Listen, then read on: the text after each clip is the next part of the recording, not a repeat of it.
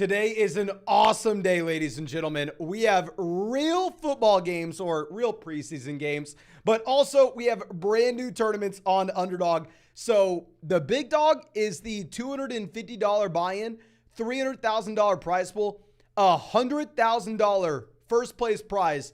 I won this tournament last season, okay? This is my specialty, all right? These high-stakes drafts, these high-stakes tournaments, as the only person last year to win multiple of them in the same season. Yes, so this is the tournament I've been waiting for. This is the tournament where hopefully we can run it back and win 100,000 yet again this next year, ladies and gentlemen.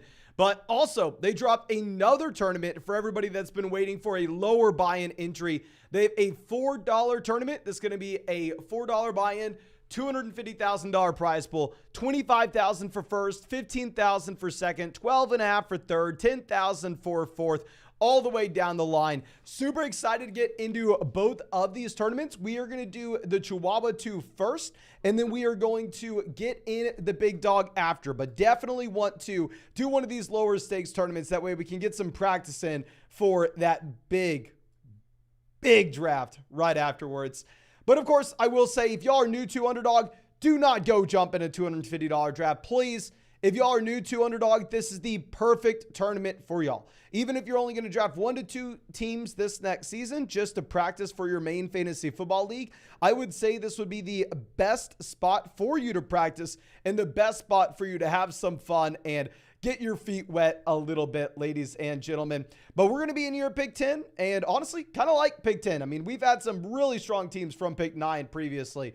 But thank you so much, everybody, coming to hang out with us in this live stream. And let's see, we got Langley out here at pick 5. We got Jalen in here at pick 2. We got Dean Johnson in here at pick 7. Hell yes, hell yes. We got Austin in here at 8. We got King Shot in here at 12. Samuel in here at 6. And Steven in here at 11. Tyler in here at 1. We have so many people out in this draft with us. Thank you, everybody, for coming and stopping by. And of course, quick side note, if you want to draft with us on Underdog, we are doing this every single day until the season starts. These are best ball drafts, so no time commitment at all during the year. That's how I drafted 700 teams and won $150,000 last season. And if you sign up to Underdog with promo code FLOCK, they're going to match your first deposit dollar for dollar up to $100. Also with promo code FLOCK, you're going to get my 2023 fantasy football rankings, a free trial to flockfantasy.com, where you can find our 2023 fantasy football draft guide. This is also the same site that has all the player props that I'm sure y'all are interested in if you like fantasy football. My favorite player prop right now, honestly, is probably going to be Jordan Love for fewer than 13.5 interceptions. And Underdog is available in damn near every state. You can see all the states here, ladies and gentlemen.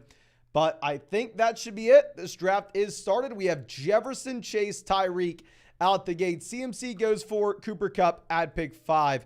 Now, we have some news regarding George Kittle. George Kittle did get injured at practice today. We had a couple other random injuries. I was in a draft right before this live stream and ended up getting George Kittle at an insane value. So generally, at this point, we are looking at George Kittle like the 5-6 turn. If we're picking at 10, 11, 12, maybe we're no longer looking at George Kittle here. But let's swing this back around, ladies and gentlemen, and let's see what happens. Eckler goes 8. Rice Snowman on the clock. Let's see what they do. Interesting to see Amon-Ra St. Brown now going before Garrett Wilson. I wonder if Garrett Wilson gets the Hard Knocks bump. Nick Chubb goes, so hell yes, we are going to get our guy, Bijan Robinson. Let's go ahead. Let's throw him in here at pick 10. Y'all know there's nobody I'm more excited to take this next year. Nobody that I want to root for harder than Bijan Robinson. An easy selection at pick 10. Okay. Now let's move this over. We most likely are going to be looking at a wide receiver on the way back around, but Chris coming out says, Mason, happy Thursday. I've asked this before, but I'm about to be on the clock. It's a single quarterback PPR Dynasty League. The 108 for Joe Mixon, Najee Harris, James Conner are my top running backs. Brian Robinson as our next best. What do you think?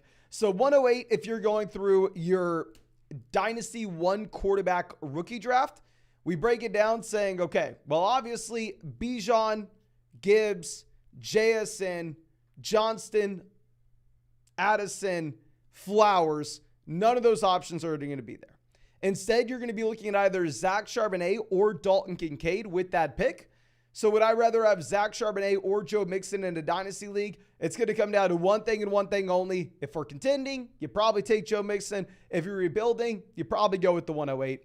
But Garrett Wilson off the board, so we're going to go ahead. We're going to take Davante Adams. I mean, hell, I'm excited to get Davante Adams at this price. I think that if you're looking at Adams in comparison to these other wide receivers, he projects really only to be up there with guys like Diggs, Cooper Kupp. If you're looking at the player props right now on Underdog, Davante Adams is for about 1,300 receiving yards. If you look at Stephon Diggs is only at 1,200.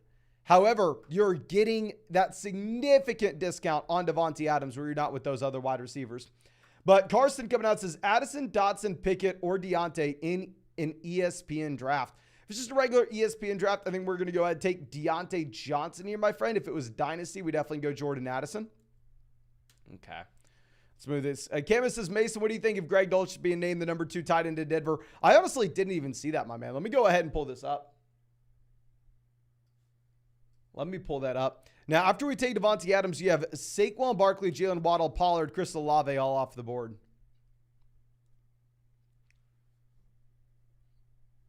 Okay.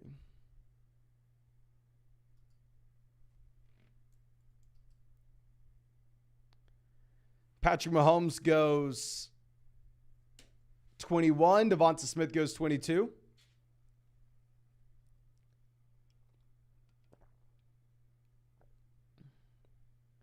Was Albert O named ahead of him? Broncos depth chart. Let's see if we can find this. Adam Troutman. Ooh.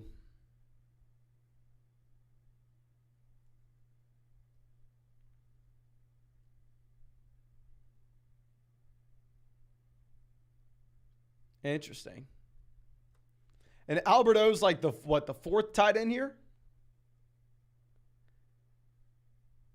Alberto's the 5th tight end. Oh, dear God. Remember people drafting Alberto. But our next one coming out from Carson says, watching from Norway. Thanks for helping me win this. No, thank you so much for hanging out with us, my man. Miles says, what is your favorite draft pick in a 12-team PPR home league? 2 running backs, 2 wide receivers, double flex. I can either pick 3, 4, 5, 7, 8, or 11. Personally, I'd be looking at anything inside the top 5. In reality, I don't think that there's a big difference between picks 3, 4, 5 this year. So you probably go ahead and pick 5. That way you just have the flexibility throughout the entire draft and hopefully get the best shot at someone you like in the 2nd round.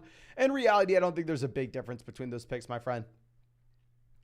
Now we have Ramondre going 26 to pair up with Chase, Jonathan Taylor. I had a draft where we started out Tyreek Hill, Devonta Smith, Jonathan Taylor, DJ Moore, Justin Fields right before this live stream. And I really liked that draft, how it turned out. Okay. Emler says, when I win Best Ball Mania, I'll force Mason to constantly make duck noises and be my personal one. If you win $3 million in Best Ball Mania on Underdog, my man, you are more than welcome. Hiring me as your personal trainer to make duck noises as you work out will be in your budget. Let's put it that way, my man. We'll put it that way. Benjamin asking if we're maxing out the big dog. Probably not. I think what? You can do like 30 drafts. I don't think. Let me do some quick math. How much is that? Probably not maxing out the big dog. I didn't max it out last year either. I think last year I did maybe like 10. I don't want to even say. I don't remember how many drafts. We're going to go ahead. We're going to take Amari Cooper. I mean, I have Amari Cooper at this point ranked ahead of DK Metcalf. I mean, I really like Amari at cost right now, especially if it sets us up to get Deshaun Watson a little later on.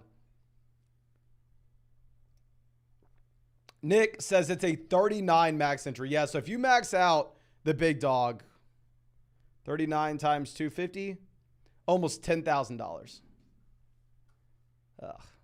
If that's going to happen, I'm going to have to ask Underdog for some help on that front. Trial God goes Najee Harris. So I know a lot of people would go Keenan Allen here, blah, blah, blah, and I understand why. And I know Keenan Allen would be a more unique selection than taking Travis Etienne. I don't really care. I'm going to go ahead. I'm going to take the guy that I like. I think that Travis Etienne runs laps around Keenan Allen in fantasy this next season. I mean, we're looking at someone that is, at the end of the day, a running back with a 3-down profile on his rookie contract in a great offense. Keenan Allen, on the other hand, is a wide receiver that has seen his target share decline for 3 straight seasons, now going into his 10th season in the NFL, while at the same time they add in a wide receiver in round 1 of this year's draft. So yeah, I don't know. I know most people are doing otherwise, but I'm taking Travis Etienne over Keenan Allen. Dame Star says hit that like button. Yes, if you have not done so already, please go down there, drop a like on this live stream. I mean, hell, this is what? Day 104 of live streaming every single day, and we're going to stream every single day until 2024 as well. So nobody out there is doing anything close to this. Not even to mention the videos we're getting out every day. But now Mike Williams going off the board, pick 45. I actually don't mind the Mike Williams price tag in comparison.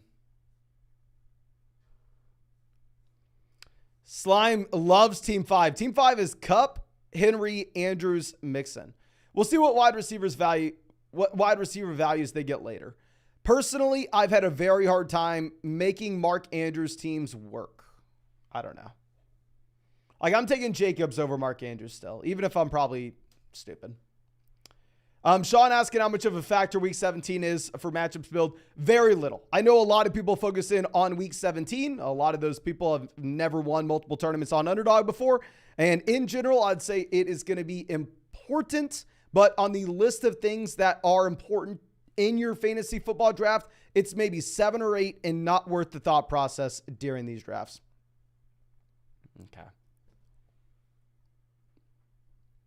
Let's move this over.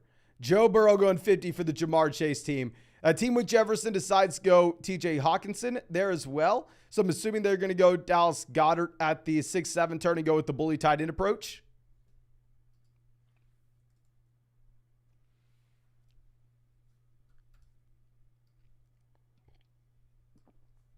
Sean says, I think it's crazy that theoretically out there, there could only be 34 different people entering the big dog if they all max it out. That would be crazy. That would be crazy. I remember, in those big dog drafts, since they're it's a $250 buy-in, you're drafting against the same people a lot, at least from what I remember over the past few years. Like, we won the big dog last year, and I came this close to winning the big dog the year before. Like, in 2021, I would have also won the big dog if it wasn't for Kelsey getting COVID. If it wasn't for Kelsey getting COVID and us having to take a 0 at our tight end position and losing by 4 points, we would have probably won the big dog in 2021 as well. Which is just crazy. If we would have won in 2021 and 2022, would have been freaking nuts. But Isaiah coming out says, Mason, can you say happy birthday to my brother Chami? Okay, I'm going to do a couple different tries here, my friend. I'm very sorry. I'm an idiot. Happy birthday, Chami. Really appreciate you. Cut. Happy birthday, Chami. Really appreciate you. Cut. Happy birthday, Chamoy. You're awesome. Okay. Hopefully we got that down. But again, I apologize. I'm an idiot, and I want to make that known. We're going to go ahead. We are going to take Hollywood Brown here, pick 58. I don't know what we should do. I take a lot of George Kittle here at the turn, but with the George Kittle injury, I saw him fall, a ton in the last draft I was in. So I don't know if we want to continue to slam Kittle here. There's a real shot we get him on the way back around at 63. But Elijah coming out says 16-team Dynasty League. My tight ends are the year 2 tight end out of Tennessee and Irv Smith Jr. Should I trade Irv Smith in my future seconds? I'm a contender, blah, blah, blah, for Luke Musgrave. I want it. There's no upside in trading your future second Irv Smith Jr. for Luke Musgrave. Irv's going to be a better option this next season. We know rookie tight ends never do anything, while at the same time, you're giving up the flexibility to make a move like that during the season. So yeah, no, I'm not doing that, my friend.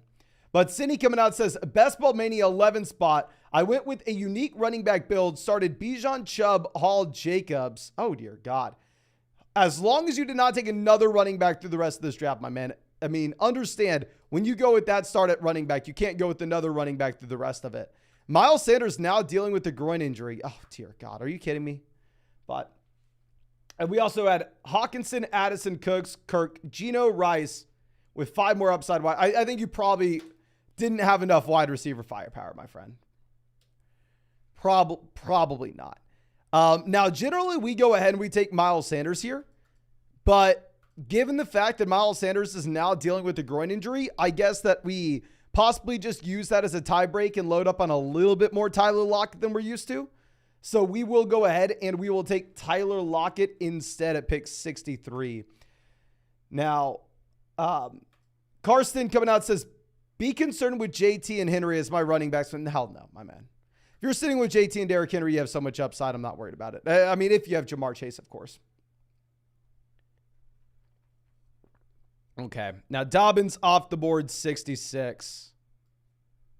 Ladies and gentlemen, we are 2 likes away from hitting 300 likes on the live stream. So if you want to be our 300th like on the stream, you know what to do. Go down there and drop that like. Now, it's A-Rod says, in Kincaid, that one exception, a rookie is not doing much. I think Dalton Kincaid is upside for weeks 15, 16, 17. So in these underdog tournaments, such as this Chihuahua, right, where it's a $4 buy-in, and what's the first place prize here? $25,000. I actually don't mind taking Dalton Kincaid for the swing during the fantasy football playoffs. But at the same time, if you are in your regular redraft league, even if Kincaid does have a great spot to kind of step on the field as the pseudo slot wide receiver in Buffalo, I still probably don't want to go ahead and take Kincaid because you're going to be wasting a roster spot on him at the beginning of the season where you probably need another tight end. I just recorded a tight end rankings video that will come out tomorrow and talk about this a little bit more in depth. But general rule of thumb, I like Dalton Kincaid in underdog tournaments. I don't like Dalton Kincaid in your regular redraft league. But Kyle Pitts going pick 74. Love the Kyle Pitts selection. Okay. Now, you have Goddard, Pitts, Waller all going off the board here. I wish I would have drafted more Darren Waller when Jeep Guy was begging us to. And Waller is way more expensive now than he used to be. Okay. Smooth this over. We have a lot of flexibility with what we can do, right? I mean, we can go to Deshaun Watson if we want. We can go running back, wide receiver if we want. I mean, we can pretty much do anything here at the 7-8 turn. Henry says, will that $250 fill? Are you in it now waiting? I'm going to hop in the $250 draft lobby right after this draft, and we'll see how quickly it fills. I'm assuming it's going to fill, but Carson says, Freiermuth at tight end, okay. Hell yes, I love Pat Freiermuth at tight end, and Walker White as my flex. I definitely think Walker projects to be your flex, but we're going to have to monitor the groin situation. Now, I think here we definitely have to take David Montgomery or DeAndre Swift. We are possibly giving up Deshaun Watson, but at the same time, the team after us has already taken Trevor Lawrence. And more importantly, I'm the team that took Amari Cooper. So generally, Deshaun Watson has an ADP here at the 7-8 turn because the team that drafts Amari Cooper typically likes to go ahead and take Deshaun Watson as well. So I think that we're actually probably going to get Deshaun Watson on the way back around to pick 87. We'll see. You can always be wrong, right? Okay.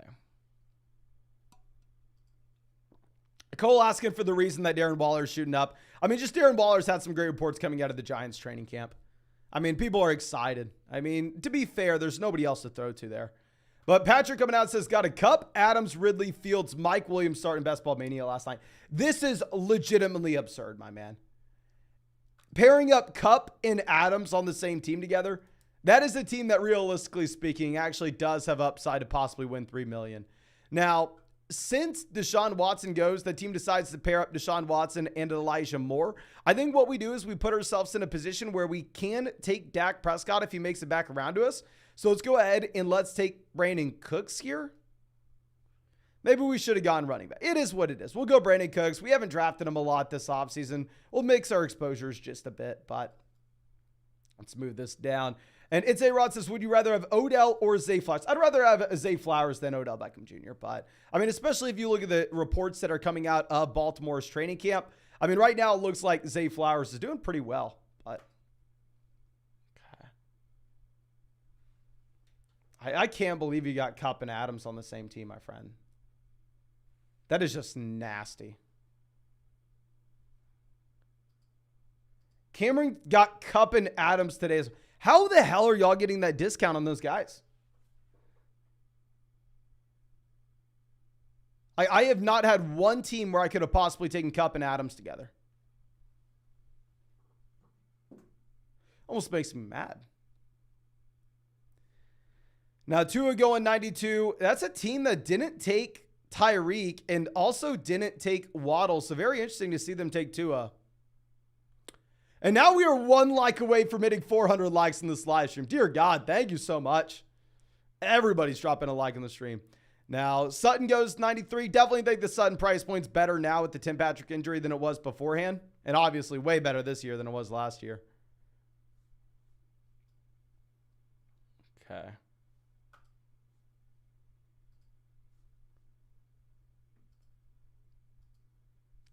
Let's see what this team does.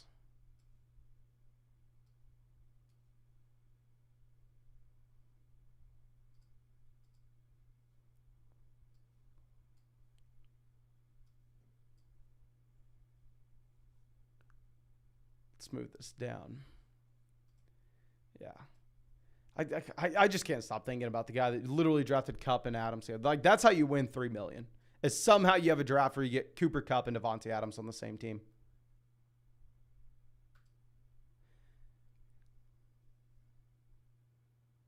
Okay, let's move this down. Dylan goes 96. Can anybody type in the live chat right now? The live chat's like dead. Let me see if I can spin it on my phone. I'm getting an error message on YouTube.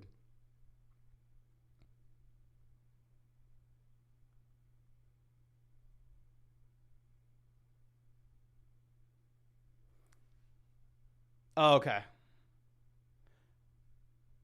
It broke, but we're back. It broke, but we're back. All good, all good.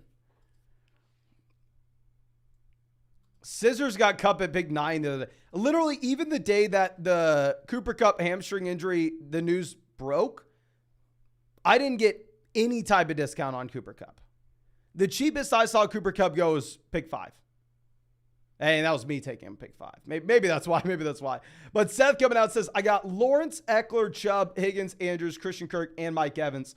Should I trade 4 wide receivers? I'd say generally no. I mean, obviously it's going to be dependent on who you have on the bench, but I would really like to, if we can, pick up like some high upside late round wide receivers, such as like Jordan Addison, Quentin Johnston. Okay, so let's move this around. Rice Snowman. So we took Brandon Cooks to put ourselves in the position where we can take Dak Prescott if we really wanted to. And Carson says, Allen Henry, JT Chase, Deontay Freiermuth, Walker. Okay. I mean, that's a great team. I think it's a great team. But we're going to go ahead. We're going to take Bateman. Very rarely is Bateman ever going to fall this far. I mean, Bateman's back at practice. So, I mean, I would understand if Bateman was falling back then, but I don't see why he'd be falling now. And then afterwards, this is how we are going to queue it up. This is how we will be looking at the players. We're generally not going to be taking any running back not named Brian Robinson, and we're not really going to be taking the wide receivers in this range. Fantasy guys says, what are your thoughts on JSN, 7th round 5? I mean, yeah, JSN is a super high upside wide receiver. I mean, was better than Garrett Wilson, Chris Olave on the same roster at a younger age. I love the man.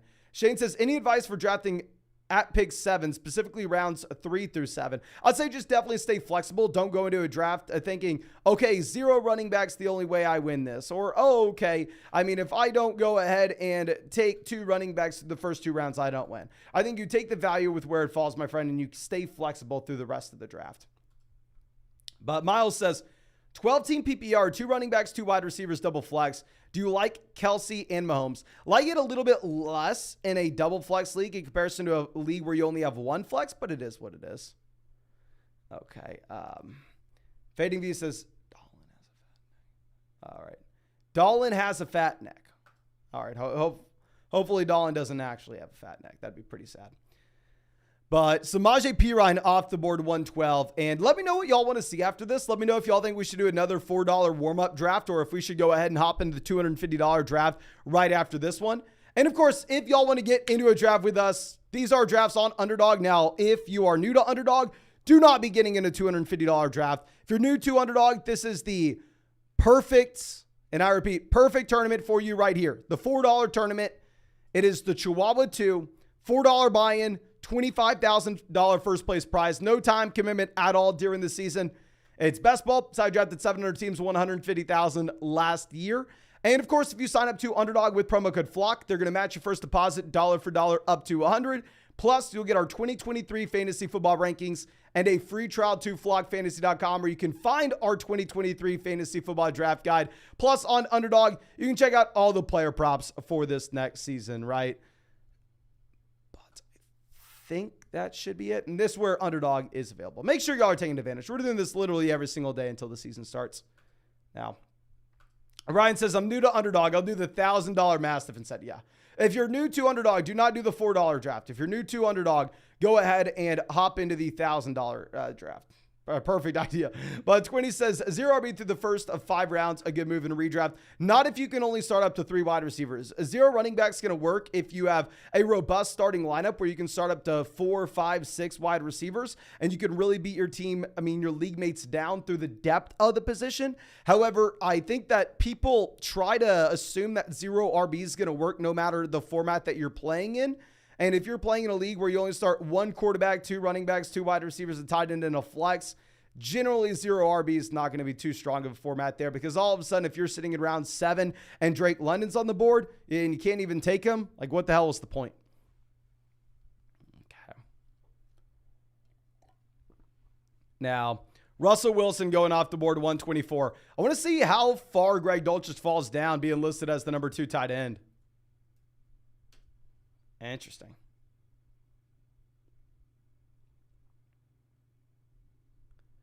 Dalton Kincaid goes 145. I would have taken Kincaid if you would have made it to us at 130.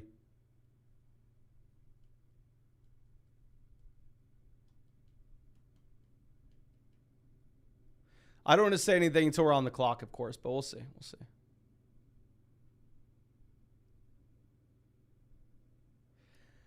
Our team's okay. I don't think it's great by any means. It's all right. It's all right.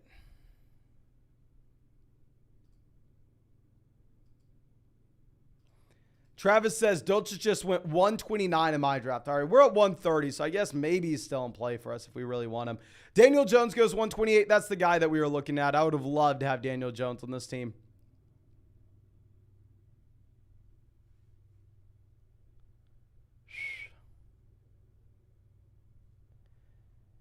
We're going to go Jacoby Myers, and I'll take Greg Dulcich on the way back around if he falls. If not, we'll take Dalton Schultz. I definitely think at minimum, we're going to get one of these tight ends, considering that both teams behind us already have a tight end. So, yeah, looks like we're going to get Dalton Schultz here, 135, ladies and gentlemen.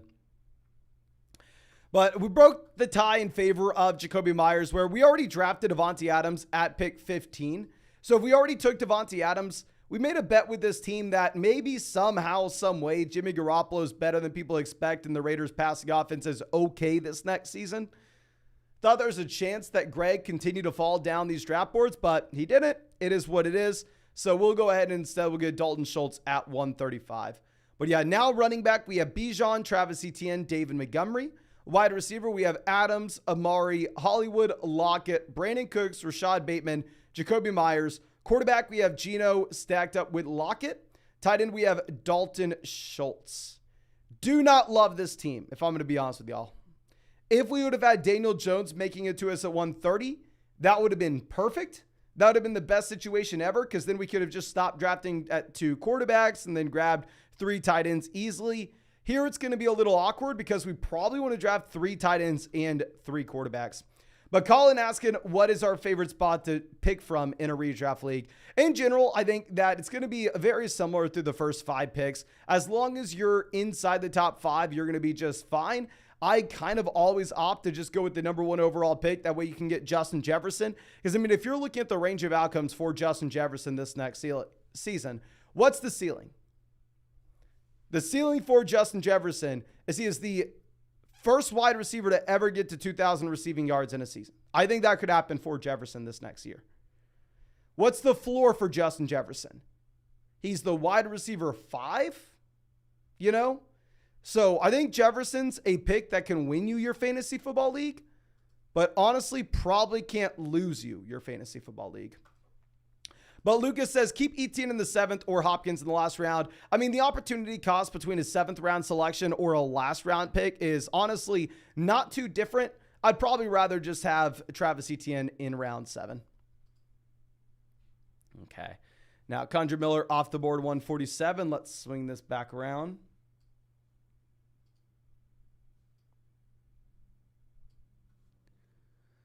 Kyler Murray definitely in play when we have Hollywood, right?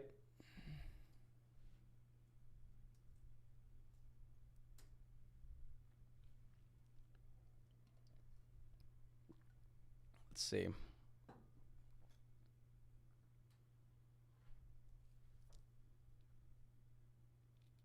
Underdogs goes with their 3rd tight end. They're on auto at this point then.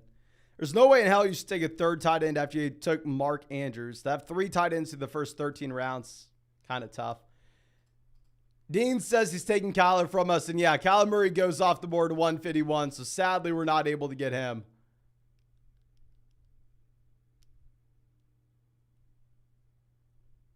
Oh, dear God. Gerald Everett goes 152.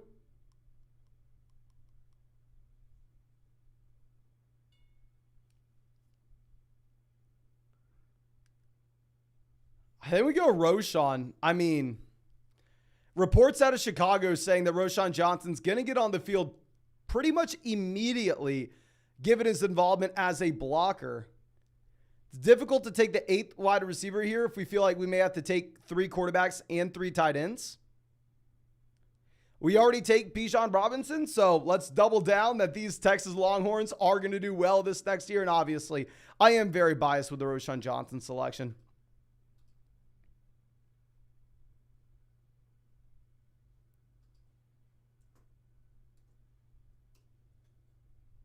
Okay.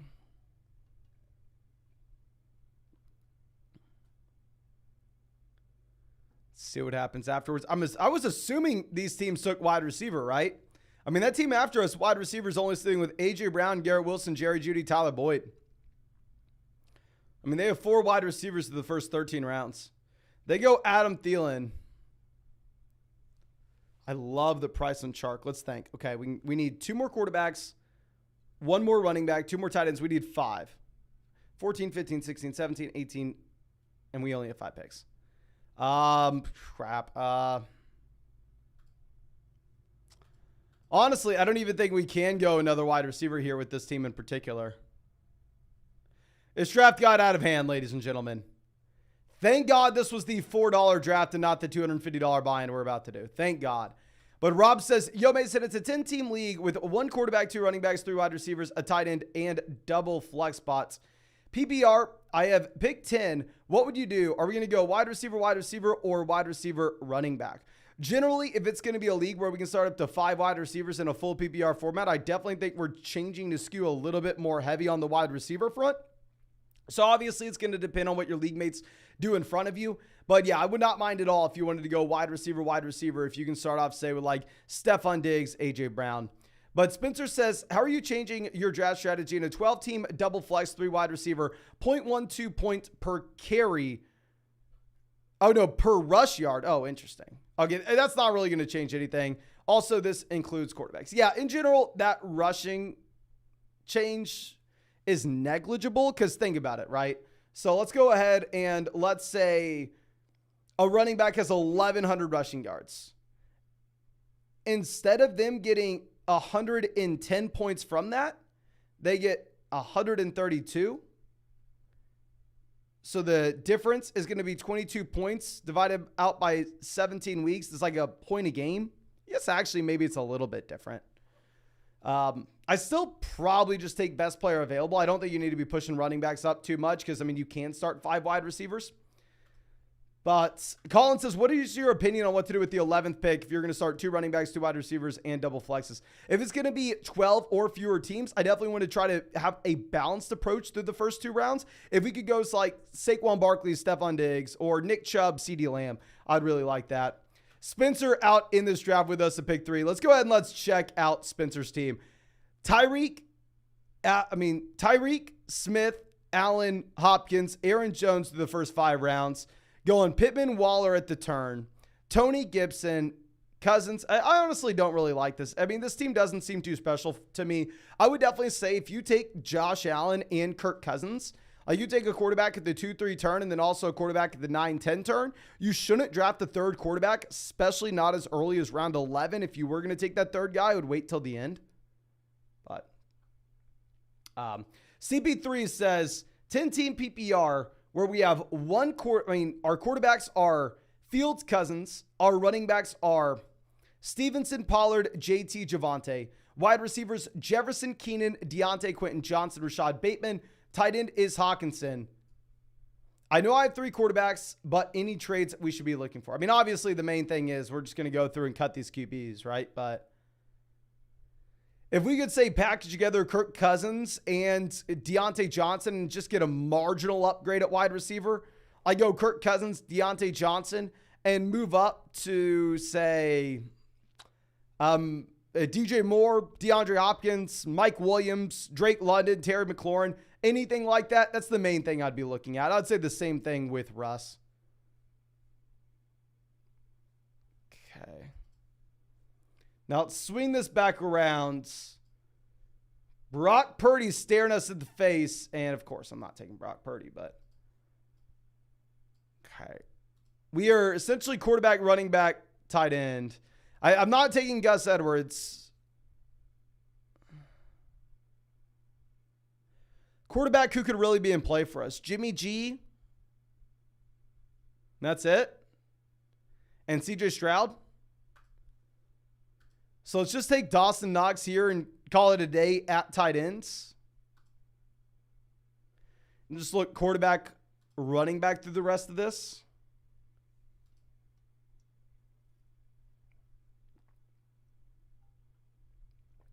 Okay. Let's see what happens here. I assume that these teams after us have to take wide receiver. I mean, they both only have 5 wide receivers at this point.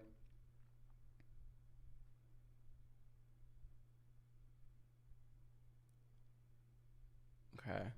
Gus Edwards, 179. That team, they both take their 6th running back with only 5 wide receivers. What the heck?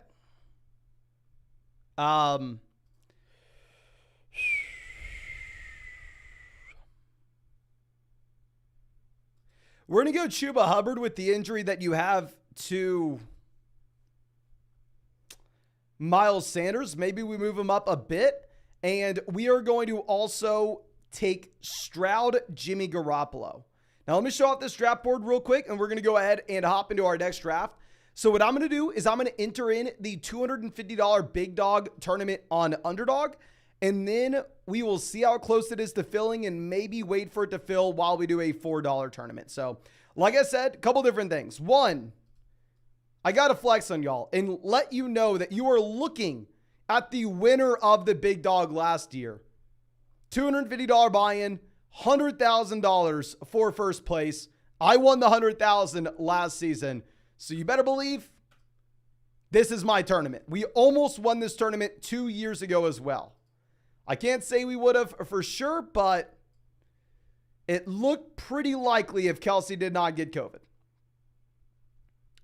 So we're going to sit here just for 1 second. There are a couple spots open if anybody wants to come out here and draft with us. But I believe we have a question coming out from Christian. Says, standard redraft, half PPR, is Kelsey a bad pick at 5? I don't think so, my man, especially if you only have 1 flex. And Luke says, 10-team pick number 10 might end up with Derrick Henry and A.J. Brown. Wondering if running back, wide receiver to start is the strategy, though. League mates draft unpredictably. I'd say if it's going to be a 10-team league where you could only start, say, 3 wide receivers, then I generally want to pivot over to a running back heavy approach. Like 10-team league is going to be a little bit different than a deeper format. But there's one spot open if anybody wants to come out here. And Rec telling us to flex on the haters. Happy to have you a member of the flock for so damn long now. Thank you, my man. And let's get this going. We are in here at pick 8, ladies and gentlemen. Let's go. Let's ride. Hey, flock country, let's ride. First big dog tournament of the offseason. This is extremely exciting. If you have not done so already, you better go down there and drop a like on this live stream, ladies and gentlemen. This is monumental. You are here for it. So please drop that like. Let's get this live stream to 1,000 likes. Come on. Come on. Now, CPW says 8-team full PPR, 1 quarterback, 2 running backs, 2 wide receivers, double flex. Conflicted on the value of running backs versus wide receivers in the draft. If it's going to be an 8-team format, wide receiver is going to be so damn easy to come by. You want to take the elite level running backs. Like, I'm not worried about wide receiver at all in a league where you start 2 of them and there are only 8 teams in the league.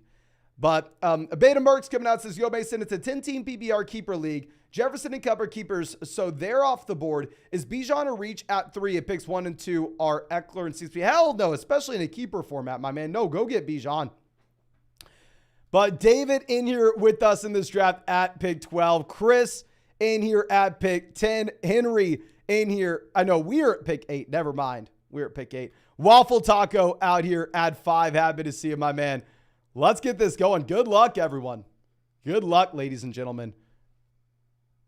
And we are on the clock in that other league where we are going to go ahead and take Jimmy Garoppolo. And we actually had CJ Stroud going from us. So it is what it is. Who else can we go with? We'll go Lance or Ritter for rushing upside. Okay, so let's see what's happening. Oh, yeah, we will change this buy-in real quick. Say $250 buy-in.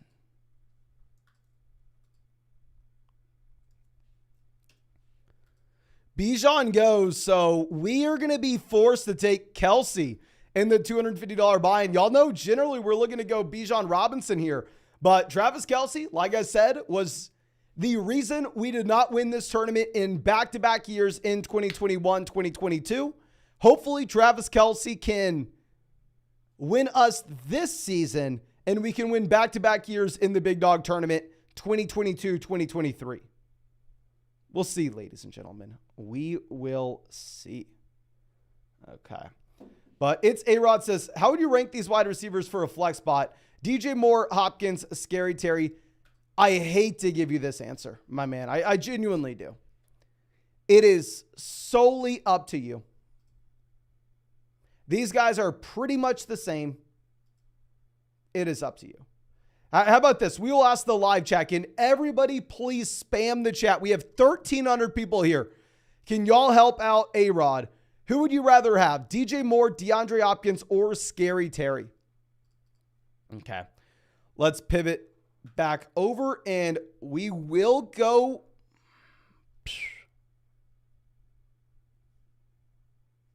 We'll go Waddle. We'll go Waddle. I don't know what we should have done. Should we have just taken Mahomes? Should we have just taken Mahomes? Oh, ladies and gentlemen.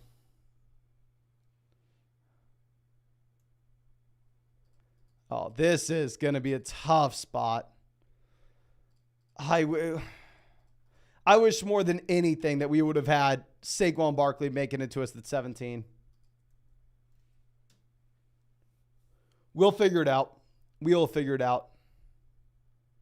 The thing is, if this was Best Ball Mania, if this was a puppy tournament, 100%, I think you go Mahomes.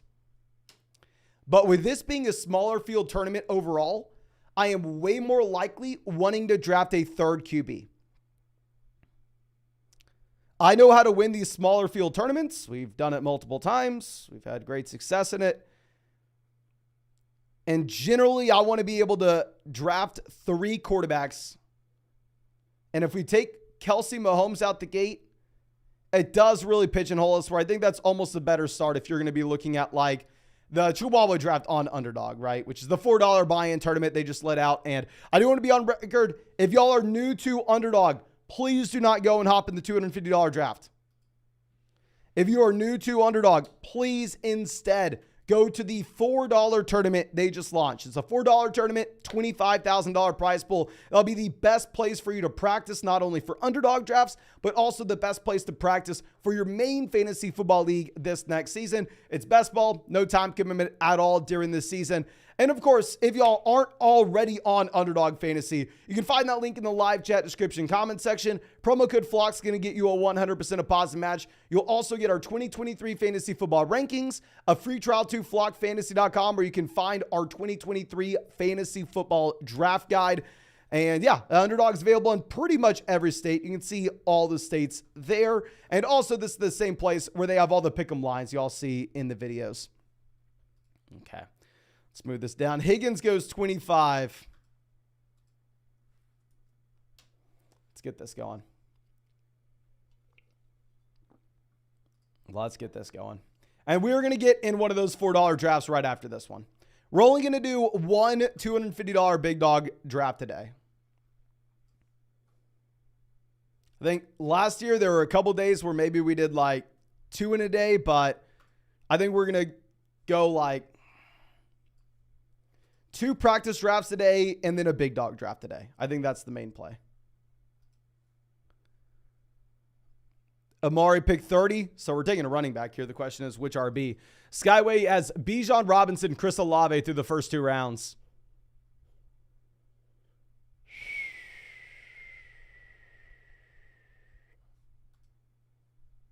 Where are they taking this? They go Ramondre.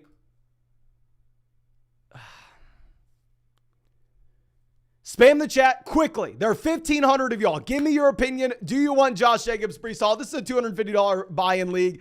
This is our first big dog tournament of the offseason. I may or may not be melting under the pressure. Do you want Josh Jacobs or do you want Breece Hall? Okay, looks like the chat is saying Jacobs. The chat's saying Jacobs. Okay. We have a Jahmyr Gibbs mixed in with a couple of these. It would have been easy if we had a Ramondre Stevenson making it to us, right? I mean, if you give us Ramondre, we don't have to think about it. Also, very interesting to see Nolan out there at pick 2 going Chase Henry Andrews out the gate. Interesting. James says Hall has the most upside. You know I like Breece Hall, and maybe I'm biased with Jacobs, but Jacobs led the NFL in rushing last year. I think it's hard to say too many players have a higher ceiling than Josh Jacobs, right?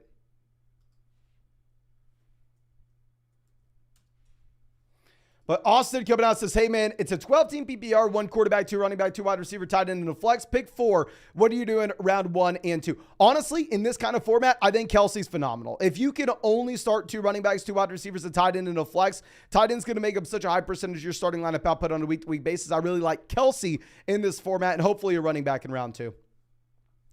Burrow goes 39. No soup for you. Takes Joe Burrow with no Cincinnati Bengal.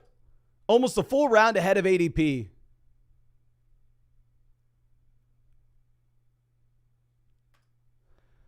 We're going to go ahead and take Najee Harris, pick 41. In these large stakes tournaments that are a smaller field overall, you don't have to go as wide receiver heavy of an approach as you would in like a puppy draft or a Best Ball Mania draft. So let's go Najee.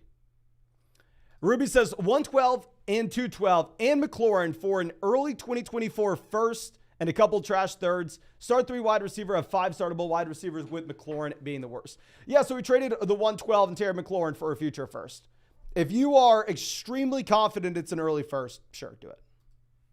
If you're extremely confident, but I know everybody in the chat hates Najee Harris. And yes, last year I shared your hatred for Najee Harris when this was someone who went round 1. Now, as he goes middle round 4, I definitely think that it's a completely different situation. Should be a better offense. While at the same time, I mean, come on. He's not dealing with a Liz Frank. Better offensive line, better quarterback play. And he's not going in round 1. He's going in round 4 instead. But, yeah, I understand everybody here hates Najee Harris. I get it. Everybody. last year, the guy that everybody hated that we made our most drafted player in fantasy was Josh Jacobs. And everybody would scream at us as we took Josh Jacobs. This year, it seems like the most hated players on in fantasy. And I'm not saying right or wrong, right? You do you. But if I take one of these two guys, the live chat explodes with people getting pissed off. Everybody hates Deebo Samuel, and everybody hates Najee Harris. Those are the guys that people can't stand. Now, Fields goes 50. I would love to have Justin Fields make it back to us.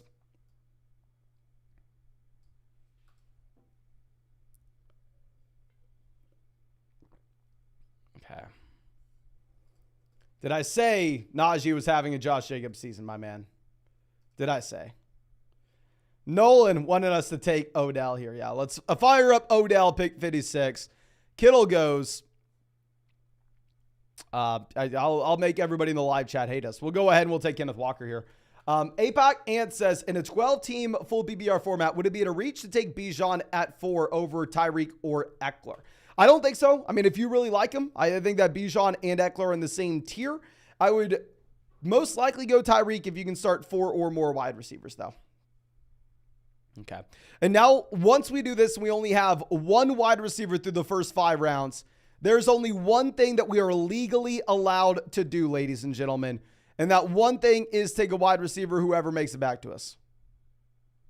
And we will see.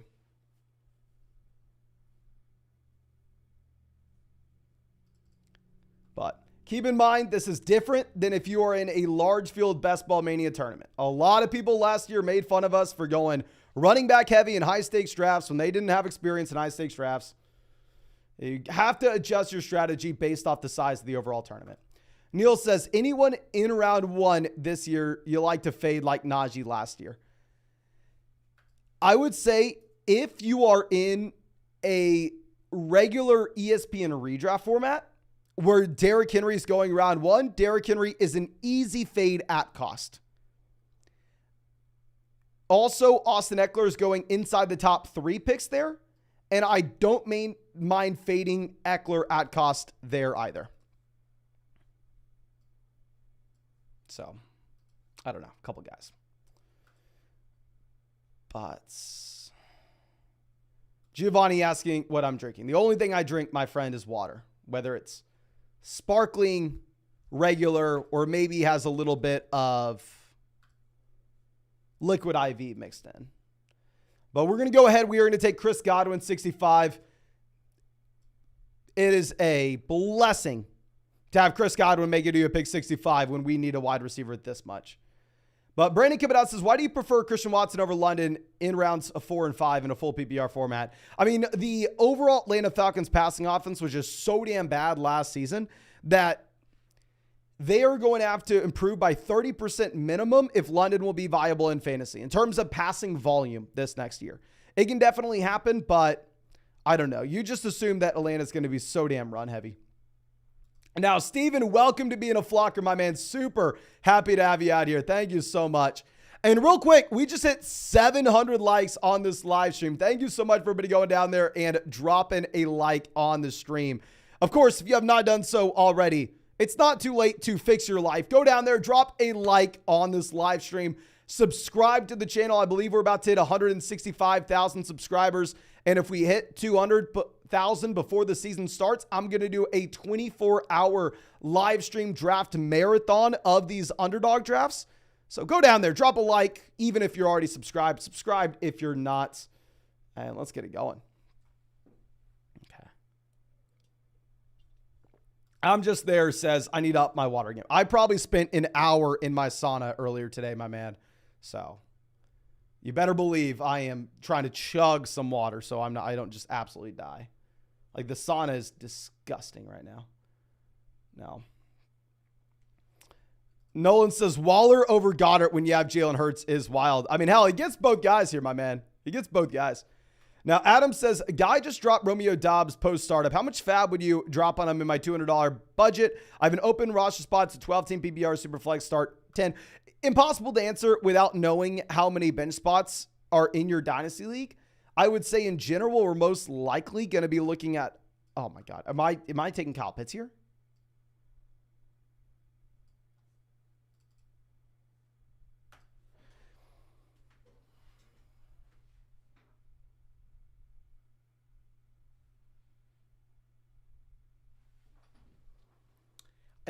We're going bully tight end, ladies and gentlemen. We're going bully tight end. Maybe if Kelsey goes down, we're the only team in the big dog tournament that can sneak him in to the fantasy football playoff tournament. Obviously, from a median projection perspective, this is not something that you should ever do. This is more so trying to have that unique team that could actually have a shot of sneaking into the fantasy football playoff tournament, a player at low exposure. But yeah, if we're going back to the Dobbs question, I'd say anywhere from about 25 to 50%, my friend. But Oliver says, biggest sleeper this year in redrafts, is it Olave? Yeah, I mean, I'm seeing Olave with an ADP around 4 in your ESPN draft. So if you can get like Olave at that price point, hell yes. But now we are going to have to pivot over to wide receiver, ladies and gentlemen. Okay. Kurjaw says, yes, we're going to have to bake in that the Atlanta Falcons passing offense here gets better. We're going to have to do it. And that team after us also only has 2 wide receivers. They have 5 running backs. Let's check out their team right after this. That's very interesting. Now that may be skewing the board as well. So I know my team is weird as hell. There may be someone else that has a weirder team than we do right now. Yeah, we're going to get Treylon Burks here as our wide receiver 3, ladies and gentlemen. Obviously, we have no option but to go ahead and take a wide receiver. But yeah, let's look at this. There are some weird teams in this overall draft, including mine. I'd say mine's probably the weirdest. But nonetheless, that team right after us has Eckler, Barkley, Madison, Akers, Rachaad White at running back. Wide receiver, they have Debo, Judy, Sky Moore. We have at tight end Kelsey and Pitts, possibly sneaking Kelsey team into the fantasy football playoffs if anything happens. Wide receiver, we have Waddle, Godwin, Burks. Running back, we have Jacobs, Najee, Kenneth Walker. Let's go. Let's go. Nick says, in a high-stakes draft like this where it's only the top 2 advanced compared to, say, 3 to 6 advancing, are you still more inclined to go 3 quarterbacks and 3 tight ends? Yeah, so it's not necessarily just thinking about what advances through the overall regular season. It's also thinking about the rounds that you have to advance through and the final week in the tournament as well. I believe the final week, from what I saw in this tournament, it's only like 7 to 10 players, you know? So that's why I'm going to be skewing more towards taking the extra running back, taking the extra quarterback, and not necessarily feeling like we have to go extreme on wide receiver as you would in Best Ball Mania, where in that final round, you're going up against a couple hundred people, right? Okay. Now, let's see. Chase says, at the 111, if Bijan, Barkley are gone, is JT worth the pick, or is grabbing a wide receiver there and Chubb, Jacobs, Pollard in round 2 the play? I would say grabbing a wide receiver and then pivoting over to go ahead and take, say, Nick Chubb round 2. I mean, I actually just moved, I believe, a couple of weeks ago, Nick Chubb over Jonathan Taylor in our rankings. And I had Jonathan Taylor ahead of Nick Chubb previously, and I wish I didn't.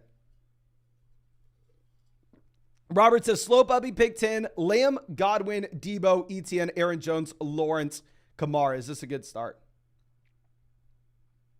I like it, my man. I like it. I know most people aren't going to, because most people absolutely hate, and I repeat,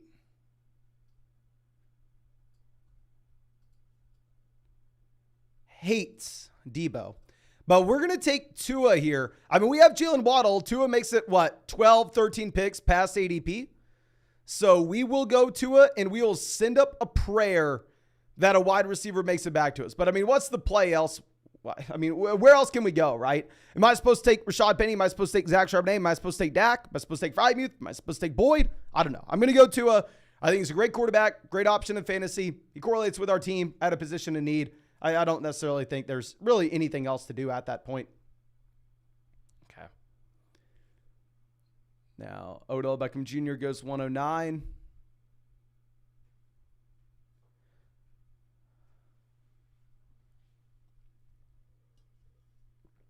Where's the Lamb team? Do they pass on Dak?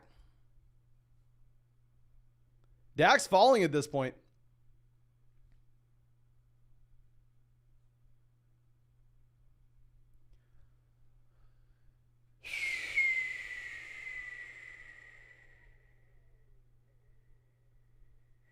We're going to go Dak, Gallup later on. We're going to go 2 quarterbacks, 2 tight ends.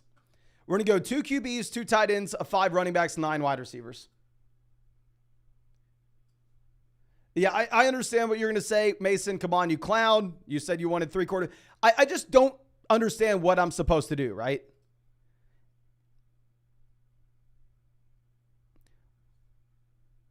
I don't think it's as important to stack Dak up with guys like CeeDee Lamb in this kind of contest. While at the same time, we so desperately need a wide receiver. The best wide receiver available is Nico Collins. What is the true difference between Nico Collins and who will be available to us in round 17? We take Dak Prescott here. We essentially get 2 Nico Collinses later in this draft. But Chris coming out says 10-team salary cap with 1 point per 20 passing yards instead of 25. Enough to move up Herbert and Trevor or keep quarterback prices the same. Keep in mind, 10-team league, where at that point, I mean, you are going to be able to grab some quarterbacks at a pretty big discount. Like once everybody has their QB, Jared Goff's probably going to be going for like $1, right? I mean, those quarterbacks are going to be just extremely cheap. I would say if you're going to get 1 point per 20 passing yards in comparison to 1 point per 25, it's not necessarily going to move all quarterbacks up. It's more so just going to move up the quarterbacks that are not necessarily winning based off their rushing ability, but instead winning based off their passing volume. Now, It's A-Rod says, why doesn't Gibbs get similar love to Bijan when they're probably similar playing style and will get similar use? I mean, I don't think Gibbs will get similar use to Bijan Robinson. Jahmyr Gibbs weighs 199 pounds, whereas Bijan Robinson was used as a true bell cow in school and has the size to be a bell cow. So I think Gibbs is great, right? But you don't think that he's Bijan Robinson, you think's turning into like prime Dalvin Cook, prime Ezekiel Elliott, right? That's who Bijan kind of comes to. Whereas with Gibbs, it's more so you're hoping he turns into Aaron Jones, Alvin Kamara, or who you hope that, DeAndre Swift was going to turn into. Now, Bigsby goes, this is what we need, right? We need wide receivers making it to us. I mean, we really can't be looking for anything else at this point. And yeah, I think Zay Jones compares to Nico Collins. I don't see a big difference between these two guys. So let's go ahead and let's take Zay Jones. And SDS says, yo, in a 10-team app PPR, pick 2, here's the squad. Quarterback, we have Hurts. Running back, Taylor, we got at the 4-5 turn. That's beautiful. Mixed in wide receiver, we have Chase, Amon-Ra St. Brown, Christian Watson, and Hollywood. I love this team, my man. Obviously, I mean, a lot of it comes down to Jonathan Taylor, but the question you have to ask yourself is, if you're getting Jonathan Taylor at the 4-5 turn, or more so, if you see someone passing on Jonathan Taylor at the 4-5 turn, what situation does he have to be in? What landing spot does he have to be in where he is not a good pick there? And this is a legitimate question, right? Because I don't know the right answer, but I'm interested to know the right answer. Like, what situation justifies him not being a strong selection at that point?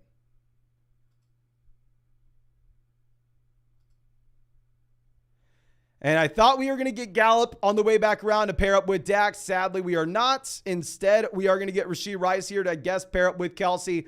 So yeah, we don't have Dak stacked up, and we definitely want to be chasing our stacks. They're going to be a little bit less important in this kind of format than it would be in a larger field underdog tournament. Still important nonetheless, and still a blunder that we don't get Michael Gallup, but it is what it is, right? It is what it is. Now, tight end, we have Kelsey Pitts. Quarterback, we have Tua stacked with Waddle, as well as Dak Prescott, I guess at this point, unstacked. Then running back, we have Jacobs, Najee, Walker. And wide receiver, we have Waddle, Godwin, Burks, Zay Jones, and Rashee Rice. And we're going to have to continue to just take wide receivers through the rest of this, ladies and gentlemen. That's what we're looking. Kurt Joss has almost got that juicy P. Ryan value. Almost got it, my man. Now that P. Ryan's fallen to this point in drafts, he is draftable. Samaje Perine was not draftable when he was going next to Alvin Kamara. But now that Samaje Perine's going next to Elijah Mitchell, Tank Bigsby, take Samaje Perine. I don't care, But yeah, I guess the only way that Taylor doesn't return value at that price is if he doesn't play. But I believe Taylor plays. I think he plays. But real quick, we are 1 like away from hitting 800 likes on this live stream. So if you have not done so already, go down there, drop a like on the stream. Help us get to 800. I mean, come on. We just donated $250 in a draft for y'all's entertainment right here. So if you're not going to drop a like for that, I don't know what you are going to drop a like for. And the last thing we could do with this team when we have Travis Kelce and Kyle Pitts is take a tight end. So we are just looking at a running back, wide receiver at this point, ladies and gentlemen. Okay.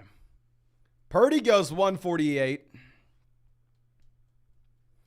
And I know people are going to hate me saying this, but I still like these wide receivers on the board, like Van Jefferson, Jonathan Mingo, Adam Thielen. I don't think these are that different than Nico Collins. And Nico Collins is the wide receiver that we would have taken instead of Dak Prescott, whereas the quarterbacks on the board are Derek Carr, Kyler Murray. I think the difference between Kyler Murray and Derek Carr, we don't even have the option for Kyler here. He's gone. The difference between we don't even have the option for Derek Carr. He's gone. We would have had Matthew Stafford. The difference between Matthew Stafford and Dak Prescott is massive in my mind. Massive. So we're going to go ahead. We're going to take Van Jefferson. And Alan says Van Jefferson over Nico Collins, honestly. And this is my point, right? I understand it looks so bad when we take Dak Prescott there and when we take Kyle Pitts there and whenever we are going through and passing on those wide receivers in rounds 8, 9, and 10 when we need a wide receiver more than anything in the world, right? I mean, I'm like SpongeBob in the SpongeBob movie when he's dying for water, and water is wide receivers with this team. So it looks reckless and it looks horrendous when we continue to pass on wide receivers there in rounds like, say, 7, 8, 9, 10. But the wide receivers there, in my mind, are the same as the wide receivers in rounds 12, 13, 14, 15. Whereas the quarterbacks, I think, are just completely different. But Mind Tricks coming out with a massive dono. Thank you, my friend. Longtime member of the flock here saying, 10-team PPR format.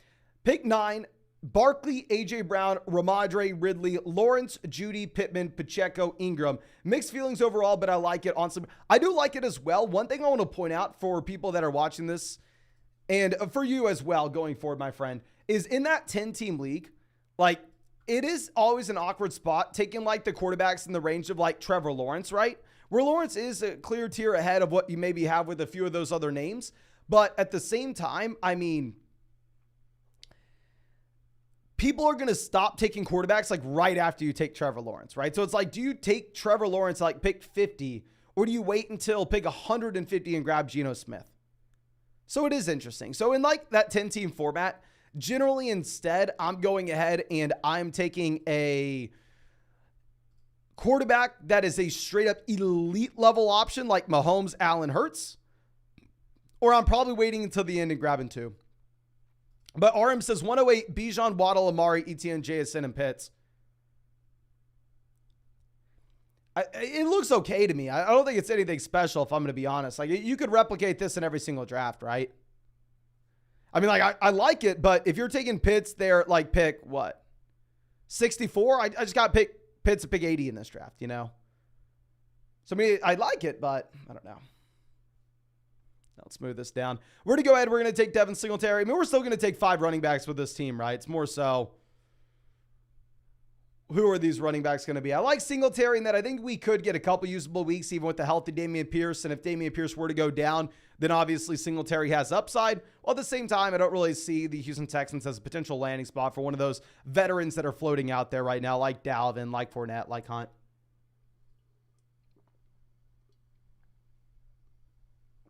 Okay. Mindtree says, I agree. Just high on him and got him as quarterback 9. Okay, very interesting. You've got him as quarterback 9, my man. Let's move this down. Gainwell goes 168. Brandon says, am I crazy for having Jerick McKinnon as my highest percentage running back? At his old cost, no. Jerick McKinnon back in like May and April in these drafts was going like round 16.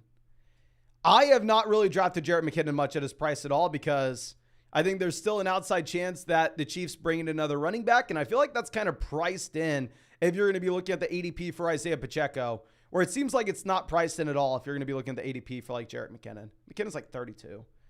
But Abe says, have the third pick in my dynasty draft. Do I draft JSN or Anthony Richardson? We start 2 running backs, 3 wide receivers, 3 flex. We have Jones and 2 at quarter. If it's super flex, you go Anthony Richardson, 1 quarterback, it's JSN. Super easy, especially if you can start up to 6 wide receivers, my man.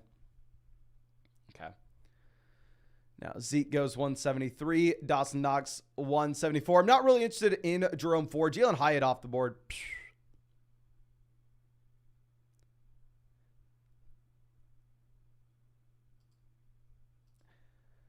I'm going to take Paris Campbell just because I think all these running backs are the same. And if you look at how the teams after us treated the running back versus wide receiver position, I think that Paris Campbell is kind of the last wide receiver that we can grab in this range, and we'll have a running back we like on the way back around. But Jesse says Chubb Olave or Chubb Jacobs can start 4 wide receivers.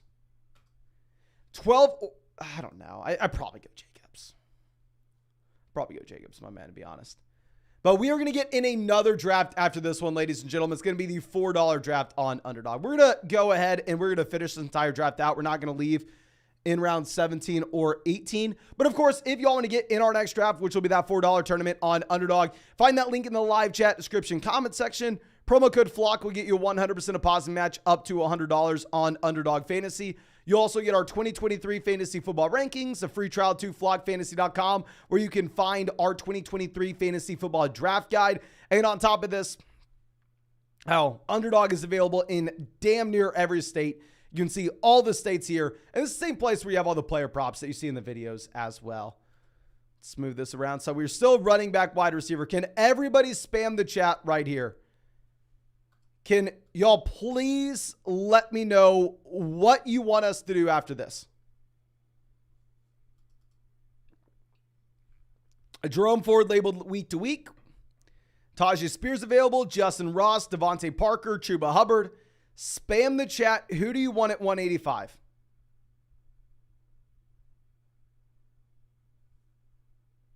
Okay, let me know. Tajay, honestly, I think Tajay Spears is the play as well. Hunts, Parker, Hunt. It looks like everybody's saying Hunt. Honestly, I'm a little bit afraid that y'all are just saying Kareem Hunt just because he was in the news as of late. But if I ask y'all who you want and then I completely ignore all of y'all, what's the point of me even asking? So honestly, I kind of prefer Tajay Spears there, but I will let y'all choose for us. We'll go ahead and we'll take Kareem Hunt. Now, Chase says, is it worth getting to at 117, even if I already have Josh Allen because he's fallen so much?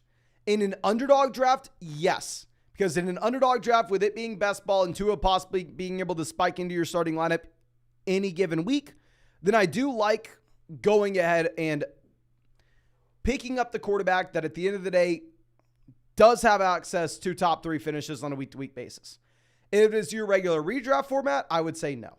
If it's your regular redraft format and you take Josh Allen, you don't take another quarterback through the rest of the draft. At least if it's a shallow redraft league, right? But at this point, we are wanting wide receivers to make it back around to us. And honestly, I wouldn't hate taking another QB. I don't think we want to draft another quarterback. We took a quarterback pick 103 as well as 113. I think we definitely have the flexibility to only take 2 in this draft. The question is, in a smaller field tournament, who really contributes more, Kenny Pickett or Richie James, right? That's the primary question. So let's load up QB wide receiver. If we were looking at quarterback potential stacks, Tannehill pairs up with Burks. Ritter pairs up with Pitts. Pickett would paired up with Najee.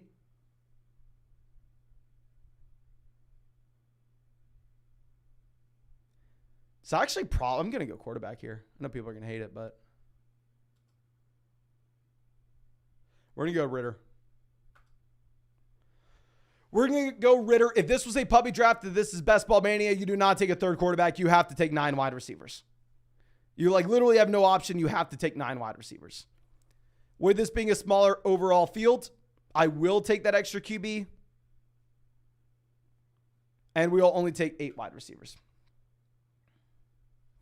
But Posey coming out says, love the channel. 13-team league. Keep 1. Hall round 5. Madison round 6. Hopkins round 8. Watson round 10. Pacheco round 12. 3 wide receivers, 1 quarterback. I'm definitely going to go ahead, keep Breece Hall round 5. I mean, I understand a lot of people really bake in and think long and hard about the keeper costs associated with each player. In reality, I think that you are better off in the vast majority of instances and just going ahead and keeping who you like the most. The difference between a round 5 pick in a 13-team keeper league and a round 10 pick in a 13-team keeper league is not great. I would just go Breece Hall. I personally would go with the best guy, and that is Hall. So a couple different things. We can pair up Darius Slayton and Paris Campbell if we really wanted to at 209. We could go with someone that I like as a random 18th round dart throw in Josh Downs. But honestly, now that Slayton falls, we're probably going to go ahead and take Darius Slayton. And yeah, hopefully that team does well. I mean, I think we have a good chance. I don't know. I don't want to speak too much. It was an interesting draft to say the least. But let's go ahead and let's fire up a new draft. Now, like I said, this is the tournament that you want to get in if you are on Underdog Fantasy for the first time. If you are new to Underdog, do not get into one of the high stakes tournaments. Instead, get some practice in for both Underdog drafts as well as your main redraft league with the Chihuahua 4. It's a $4 buy-in, $25,000 first place prize. I see Saram out here with us in this draft at pick 3. Happy to have you here, my man. Happy to have you here. Okay. Let's move this over. And let's change this buy-in. This is now back to a $4 buy-in. So I understand everybody corrects us saying, oh, Mason, in the title it says buy-in $258. What I'm going to do from now on is I'm going to put the total amount of buy-ins that we are going to have in the title. I think it's an interesting way to do it. I don't know. I like it. And we would have to, if we put buy-ins, it would completely change the title. So I know it looks a little weird to say $258 buy-in, but that's for the drafts today. But, okay. Yeah, Saram out here, pick 3. Daniel in here, pick 1. Colt in here, pick 7. Happy to have you all. I see a lot of other people in the chat missed it, but thank you so much, ladies and gentlemen, for hanging out. Now, OG1 Kenobi, long-time member of the flock, says, love the show channel. Good luck, my friend. Good luck, my man. Good luck. Now, let's move this over. Nick says, don't blame you at all. I live in Wisconsin, so not used to that heat, but I can imagine. My man, are you saying that it's hot in Wisconsin? How hot can it possibly be in Wisconsin right now? Let me look this up. Madison, Wisconsin weather. It is 81 degrees and you're saying it's hot. Are you freaking kidding me? Yes. Dropkick's letting him know. Here in Texas, it's been 100 degrees for maybe 2 months straight. And we haven't had rain since 2019. It is. Texas, it's brutal. It's brutal. Now, CMC off the board, pick 4.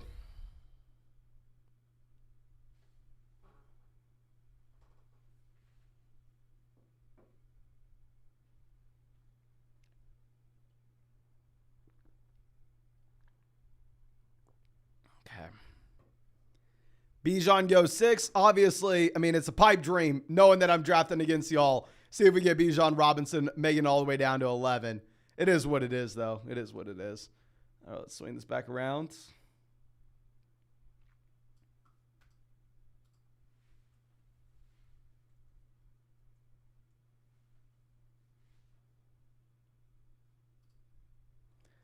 Kelsey goes 9. So what are we looking at 11?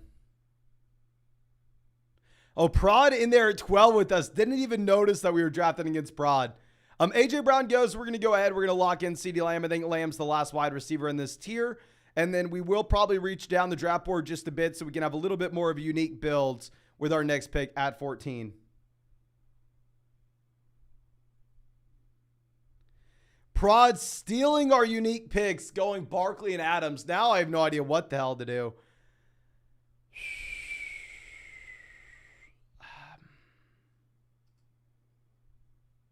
Now we're going to go Nick Chubb. We don't have access to a unique build now. You know what? Maybe we should mix in Derrick Henry some at the 1-2 turn. Not that I think that Derrick Henry is better than Nick Chubb in fantasy. By no means do I think that.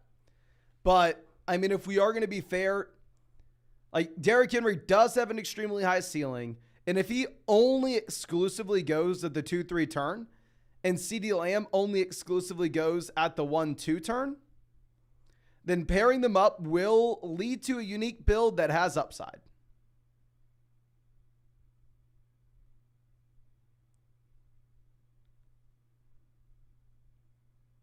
So we'll see. We'll see.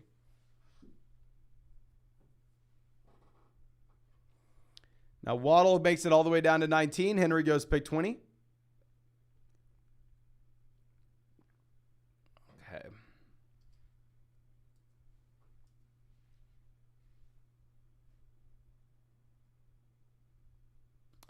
Yadis says you always get the last 4 picks, which is funny because, I mean, obviously these drafts are just completely random from where you pick. But there was like a week straight where every single day I got pick 1 or 2. Every single day. Like sometimes back-to-back drafts. And now it seems like over the past 2 to 3 weeks, I have not had it a single time. So hopefully we start getting the 101 again sometime soon.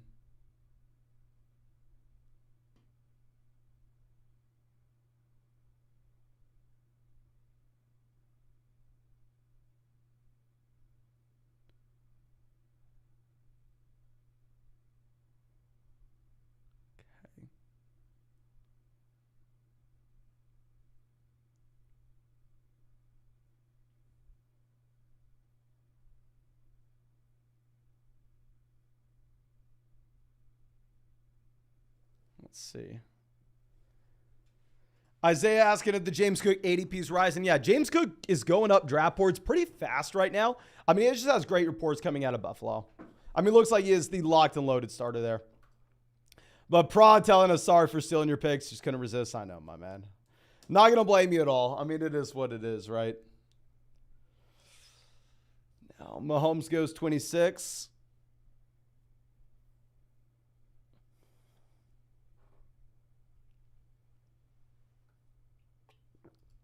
JCM says, have you ever done any Olympic linked triathlons, or will the Ironman be your first one? The Ironman will be my first one, my man.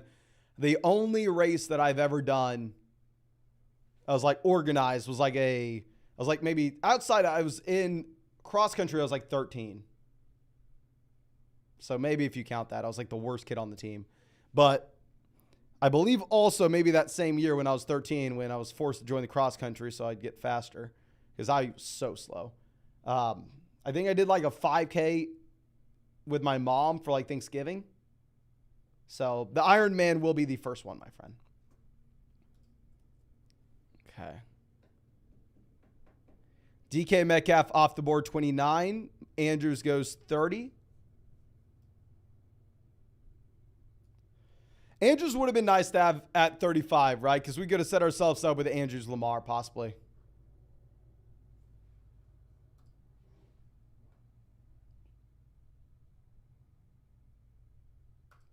Alan says, is it true you pee your pants during those cross-country races? Not going to lie to you. I probably pee my pants a little bit every single day just with my regular life, my friend. Now, we're going to go ahead. We are going to take Lamar Jackson here at 35. I mean, just once you have Breece Hall, Jacobs go, I mean, it's like, okay, well, who else has access to a league-winning ceiling here, right?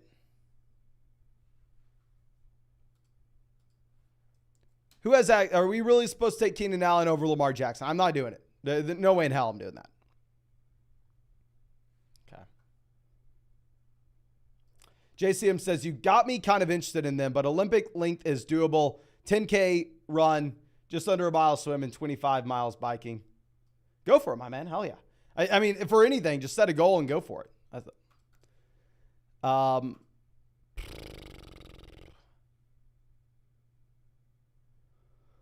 Trying to think, do we mix it up a bit? Let's mix it up. Let's go Christian Watson. Last few drafts, we've gone Najee Harris. We've gone Travis Etienne. Let's try something new. Let's go Watson here. Nick says, was referring to Cesar switching jobs out of the Texas Heat. Tell him congrats. Not at all complaining about the Heat in Wisconsin. Well, congrats, Cesar, if you are now in Texas, dealing with our 100-degree weather. Literally every single day at this point, I'm on Google looking up when does it get colder in Austin, Texas, because we need something sometime soon. Something soon. Bubble Hook says 81 degrees too hot. If it's 100 degrees for 2 months straight, you need to move. Yeah. I will say, if we win the $3 million in Best Ball Mania, I've been thinking what I probably want. So, of course, plan A, we're going to have to win $3 million Best Ball Mania. And then if that happens, the goal is Lake House, Lake Tahoe. I've heard Lake Tahoe is very nice. I've never been, of course. But also, I'm sure that it wouldn't be too hot, and we could spend the summers there, and then the fall and winters down in Texas. Let me see how much a house in Lake Tahoe cost. Oh, this is reasonable. I thought it was going to be way more than this. Okay. But Joe says, good luck with the channel, Mason. Thank you so much, my man. Thank you. Thank you. People saying Lake Tahoe is nice. My girlfriend and I were talking about going at one point, obviously for vacation, but would be just a whole lot better if I win the $3 million on Underdog this year. And then all of a sudden we go and just buy a lake house and live there. Obviously, I'll probably have to see it first, but I just go through and have these imaginary things in my mind at all times. Okay. Sorry, I'm on Zillow right now. Let's go waterfront. How much is a waterfront lake house? Okay, this is when things get really expensive. Never mind, ladies and gentlemen. Never mind. We may need to win a little bit more than $3 million in Best Ball Mania. Actually, this townhouse seems reasonable.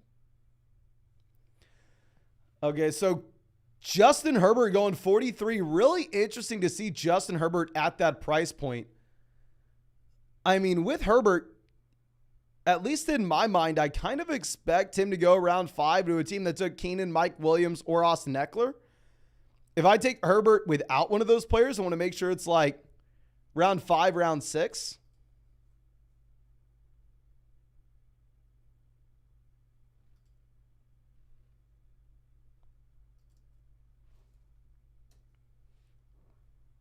ADHD asking how we have the money to do like 600 drafts a year. We're sponsored by Underdog Fantasy, my man.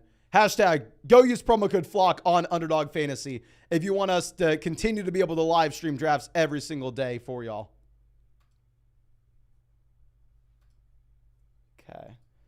See, JSN goes 56. Hawkinson fell a decent amount in this draft. Y'all know generally I'm not looking at Deontay Johnson here.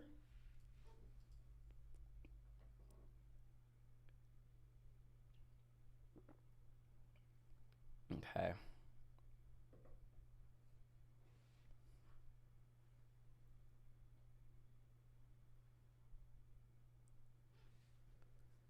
Okay, Kittle goes. Not a big Deontay guy. We're going to take Hollywood and see what makes it back around to us. Taking a lot of Miles Sanders in this range, right? But, let's read this. Okay, so Frank Reich said Thursday that Sanders suffered a little bit of a tweak in his groin at practice Wednesday, is unlikely to suit up for Saturday's preseason game against the Jets. Sanders' injury appears to be minor at this stage, but it will be worth monitoring his health. Carolina's coaching staff has talked up the veteran back as a true 3-down option in an offense. So if healthy, blah, blah, blah, blah. So we're probably not going to take him. We'll probably pivot over to Alexander Mattison. Generally, how I treat those groin injuries whenever they pop up is I'll take the player at a value, or if I really like him, I'll continue to take him at ADP, but I'll probably have to stop drafting him before ADP, right? It's A-Rod says, is this fantasy stuff a full-time job for you? Yes, sir, I am. I'm beyond blessed to be able to say that this fantasy football stuff's a full-time job for us. Now, Remove says, Amari, Addison, and Burks for Adams and David Montgomery. I'm going to go ahead and take Devontae Adams, David Montgomery if it's a shallow redraft league, my friend. Okay, now Cameron says, value on Fields in Dynasty Superflex. Should we keep or trade? If so, what would be a good value return? So Justin Fields definitely has the value of a first-round starter pick in Dynasty Superflex leagues right now. Personally, what I would be looking to do is possibly pivot off of Justin Fields if we can get what I saw a nice return was in, I want to say it was a 12-team Superflex league. Maybe it was a 10-team league. I don't know. It was a member of flockfantasy.com. They were sending me messages about their team. And they traded Justin Fields for Bijan Robinson and a future first. And if you can get that price, that kind of price point, I would love it. Hell, I honestly would probably sell Justin Fields for Bijan and another secondary piece. Okay, let's move this over. And let me see if we had 165,000 subs during this live stream, ladies and gentlemen. I think we probably did. Yes, we had 165,000 subscribers. Hell yes, ladies and gentlemen. Thank you so much for everybody going down there and subscribing to the channel.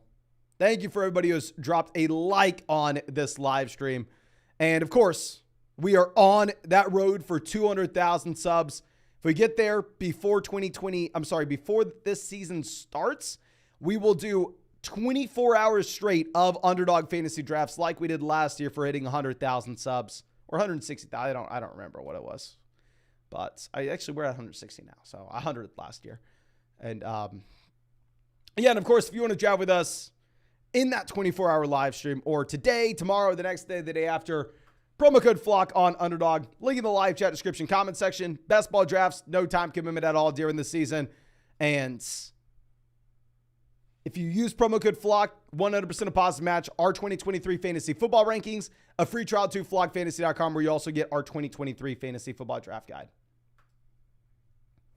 Robert says, would you rather do a 24-hour live stream or 2 12-hour consecutive days?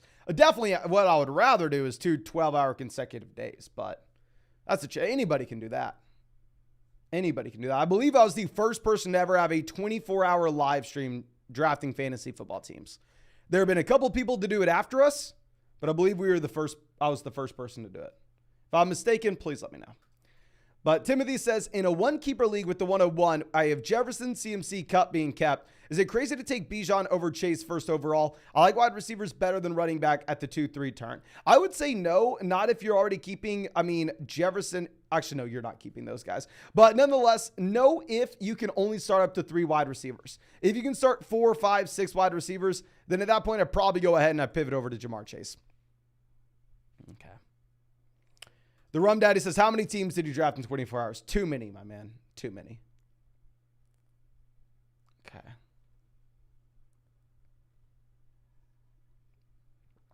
Now let's move this over. I know a lot of people are just taking safe flowers when they draft Lamar Jackson, right?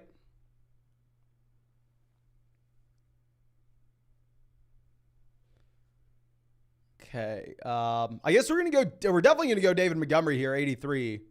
Love Montgomery in general. Love him at this price.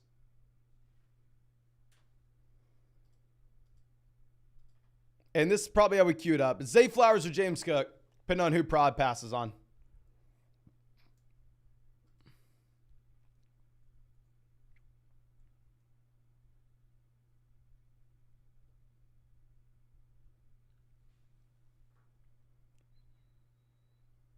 They go James Cook, so we're going to go ahead and we are going to take Zay Flowers to pair up with Lamar Jackson. It is always tough. Drop the next to Prod. Let's move this over. Now, wide receiver, we have Lamb, Christian Watson, Hollywood Brown, Zay Flowers. Running back, we have Chubb, Madison, Montgomery. Quarterback, we have Lamar Jackson.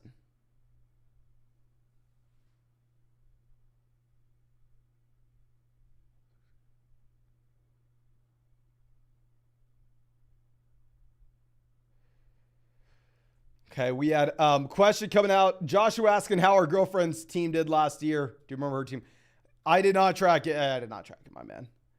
If we were in 700 drafts last year, like the only thing that I tracked during the season is I tracked our most drafted players and how they were doing.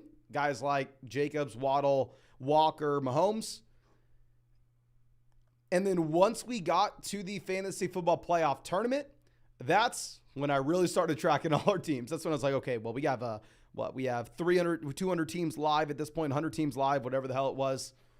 And that's when we just got obsessed tracking all our underdog teams. Okay.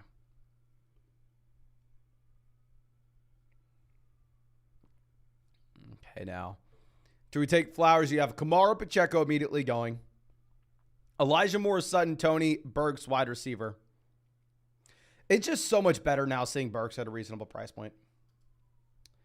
Torsten says, how's the Ironman training going on? Any new setbacks like the quote-unquote heart attack? Okay, if y'all don't know, I did not have a heart attack last week, but my heart hurt a lot.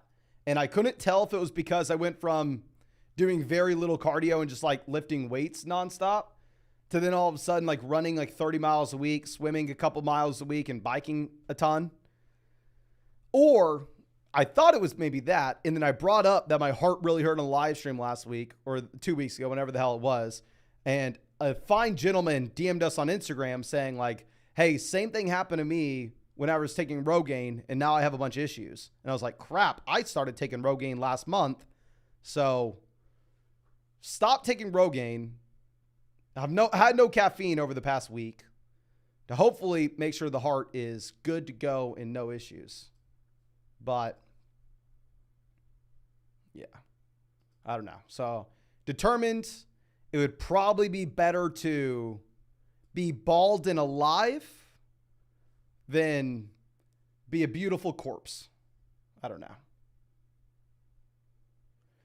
But Tristan coming out says, should I trade Ramadre for Devonta Smith in my PPR 10-team league?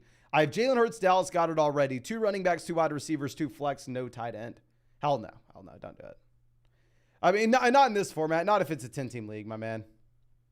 I understand wanting to go ahead and wanting to just go all in on that Philadelphia Eagles offense. You've already made a big bet on it, right? I think you're just fine to keep Ramondre Stevenson. But thank you so much for supporting the channel, my friend. Okay. Tommy asking what Rogaine is. Rogaine is what people take. There are a couple different things that people take to keep their hair. There's like a cream that people put on their head to keep their hair. And then there's like a pill that people take. A lot of people have told me to take a pill to make sure I keep my hair because my dad's bald.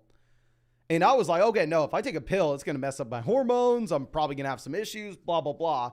So I thought I was playing it safe by just putting some cream on my head for like a month. And then apparently not. So I don't know.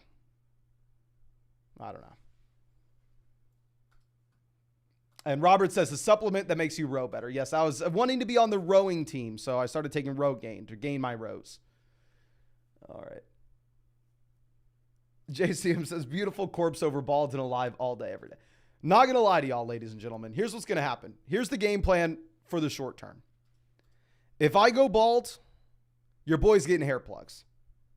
Theo Vaughn has hair plugs. They look pretty good. Now, if I'm no longer on YouTube and I'm no longer on camera, then who the hell cares? I'm just rocking the bald look. But I had a bunch of brain surgery when I was a baby. So I have scars all over my head. So if I go bald, I don't know how it's about to look.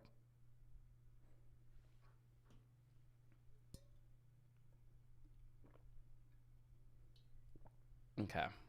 Sai says, yeah, that pill wild, homie. I accepted my fate. Yeah. Figured we're going to go ahead and Brandon says, as a pharmacist would recommend the cream over the tablet. And that's what I figured. And then my heart was hurt. It's probably not that, right? It's probably my head, but I'm playing it safe. All right. I'm not trying to die here.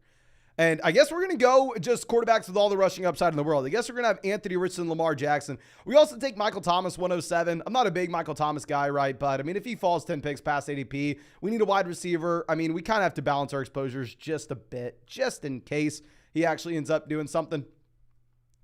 Okay. Let's move this down. Rub Buffire says, biotin supplements work for hair growth. Maybe we'll try it out. I know some people have said, it's not that big of an issue. I just didn't want to, like, my dad's bald. And I'm like, okay. It would not be a good situation. Would not be. Kamis says, Mason, would you rather be 6'5", 250 or Bijan Robinson's best friend? All right, well, my man, let's be real with each other. I have both of these things already. It's like going, Mason, would you rather be sponsored by Underdog Fantasy or would you rather own Flock Fantasy? I have both, all right? So I'm already living that life. All right, now let's move this down. We have Boyd, Allen Lazard going off the board at wide receiver. Running back, we have Devon Achane, Samaje Perine as well. And Connor says 1,000 likes. We are 17 likes away from hitting 1,000 likes. So make sure you go down there and drop a like on this live stream if you have not done so already. Make sure you have.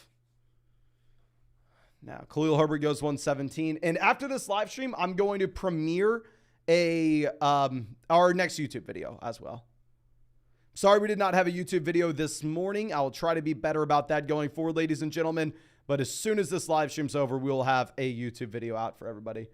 Tyler says, going for playing a 10-team league to a 12-team league, and I'm picking 12th. Any tips? I mean, just in general, I think you want to be taking the best player available. When you're picking at 12, it's going to be a little bit of a tough spot just because, I mean, you're going to have 23 picks between every one of your selections. I mean, between your selections most times, of course. So I think generally you want to stay balanced through the early rounds, and then in the later rounds, just be going best player available. JCM Freak says, any Dynasty content planned soon? Yes, after the first week of the preseason, I'm going to get an updated top 24 rookie rankings list for y'all, my friend.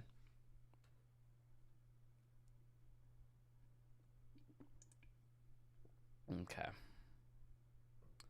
Dropkick says, just double checking, but is Underdog available in Texas? My man, I'm in Texas currently, and I'm in an Underdog draft. Yes, Underdog is available pretty much everywhere.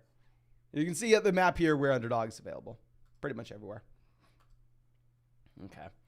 Now, Darnell Mooney goes here. Nico Collins, 122. Let's swing this back around. Cousins off the board. I mean, obviously, we want these quarterbacks going, right? If Daniel Jones makes it back to us, we can't take Daniel Jones. We already have Lamar Jackson and Anthony Richardson. It's not going to be a great spot for us. We are at this point just running back, wide receiver, tight end through the next, how many rounds? 7? 8? OG1 Kenobi says, everywhere but where casinos take your money, pretty much, yeah. Everywhere except where the casinos have lobbyists to say, hey, no Underdog, such as Nevada. I think Louisiana has casinos as well. But Drew says, used the flock code and made a deposit, but can't find the draft kit email. So, my friend, look in your spam. It will be an email from Underdog Fantasy, and it's going to send you instructions on how to get free access to flockfantasy.com, where you can find all the draft stuff there, my friend. Okay.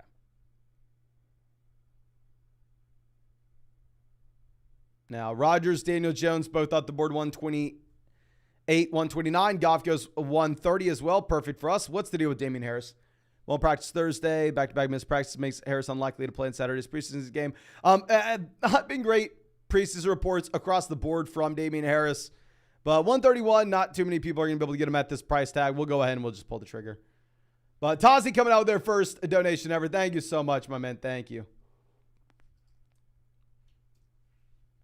Okay. Prod takes Elijah Mitchell from us. We would have been excited to take Mitchell. I think we're actually going to take Rondale Moore, knowing that we drafted Hollywood Brown. It's nice making that consolidated bet on the Arizona Cardinals offense. So maybe if somehow Kyler comes back earlier than people expect, or Arizona's a little bit better than people expect, we can hit on both those guys. But Finn coming out, thank you, my man. Says, hoping to get into my 12-team home league in 30 minutes, hopping into it. At the number 2, we have 2 wide receivers, 2 running backs, a flex, a quarterback, and a tight end. My ideal start is Chase, Ramondre, or Jacobs and Hurts at the 3. Risky given the format, but oh well. I would say in general, I would love going through and grabbing an elite level quarterback at the 2-3 turn, considering the fact this is a league where you only have 1 flex. Like, I think at the 2-3 turn, we're going to be looking for Jalen Hurts, Mahomes, Josh Allen, one of those quarterbacks, my man. Now, I don't even think you have to go Jamar Chase round 1 if you really don't want to. Just because you can only start up to 3 wide receivers at the very most. Personally, I still probably would go Jamar Chase, but I think you have some flexibility there with the 102. But yeah, definitely in that format, I want to go elite level quarterback at the 2-3 turn. Brody coming out with the donation. Thank you, my friend. Thank you. Let's move this over. Higbee off the board, 140.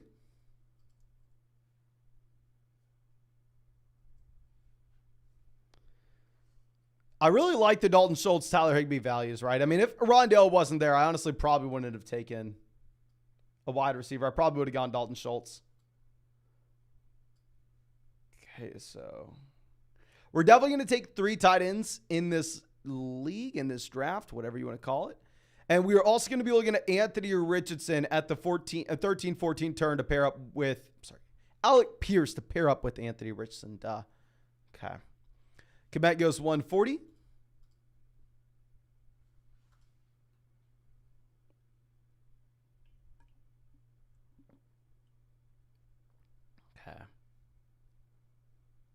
this over. And please don't go anywhere, ladies and gentlemen. We are going to premiere a video right after this talking about my favorite wide receiver pick in every round, which is a video that I know a lot of people have asked for.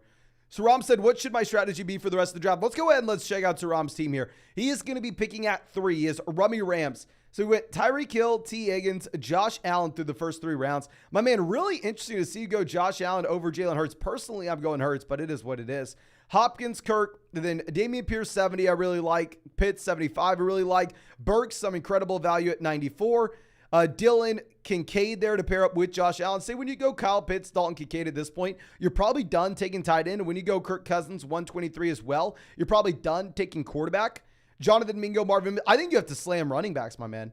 If your only 2 running backs are Dameon Pierce, A.J. Dillon, I think you're going to take 7 running backs in this draft, and you should just be going bam, bam, bam, bam, bam, running back straight through the rest of this. At least that's what I would do. That's what I would do. But Brody says, drafted Jefferson, Hockenson, Addison, Kirk. Is that too much of a stack, or should I limit to 2 wide receiver and 1 quarterback? I don't necessarily think it's going to be too much. It's not something that I'm generally going after and targeting. Y'all know I love creating stacks. Y'all know I love creating correlation in our starting lineup. How I would say it is if I take Justin Jefferson, it makes me that much more likely to take Kirk Cousins. And I'm more excited to get that stack. And I'm even more excited to get a double stack. But once you get to the triple stack territory, when you have 4 players from the same team, at that point, it's like, I'll do it, sure. But it's not something I'm excited about. I'm not going out of my way to make that happen. But Tazi says, Lawrence, Lamb, Aaron Jones, Brees Hall, Garrett Wilson, Ridley at the flex, Pitts at tight end, J.K. Dobbins on the bench. What are your thoughts? I really like this team in general. I'd like that you make the consolidated bet on Lawrence as well as Calvin Ridley. We have some upside with Brees Hall and Garrett Wilson as well. I really like that we just made 2 bets, right? With this team, we bet that the Jacksonville Jaguars were going to be better than people expect. And at the same time, we bet that the New York Jets would be better than people expect as well. So we're going to go Alec Pierce, 155. We're going to pair him up with Anthony Richardson. And we are definitely on tight end watch through the rest of this draft, ladies and gentlemen.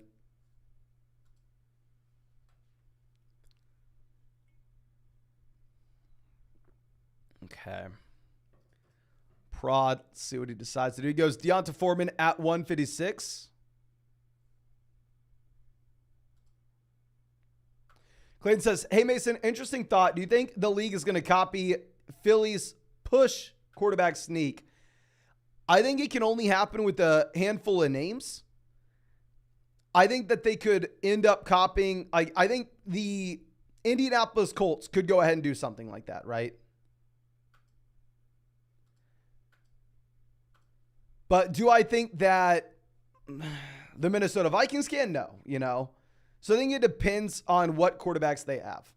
I think Anthony Richardson could do like a Philly push. I think Justin Fields could probably do it. I think Trey Lance could probably do it. Who else? Who else do y'all think can copy what Jalen Hurts and the Philadelphia Eagles did last year with the quarterback sneak push? I honestly hate it, to be honest. I hope it doesn't become a thing. Like it's just so boring. It's like, okay, you have 1 yard to go. How about we just guarantee it? You don't even have to do anything. Like, in my mind, and I know maybe y'all don't agree, but it is what it is.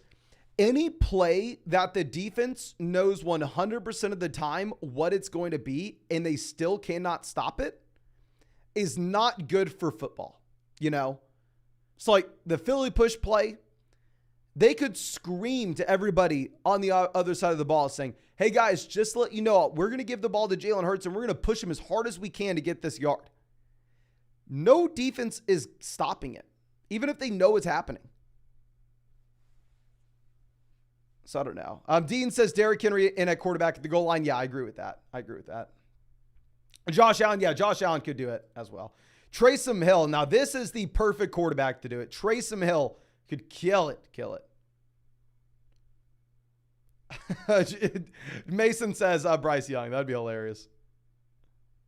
Like imagine Bryce Young in the huddle. They go, hey man, we're going to do the push play. He's, guys, are y'all sure about that?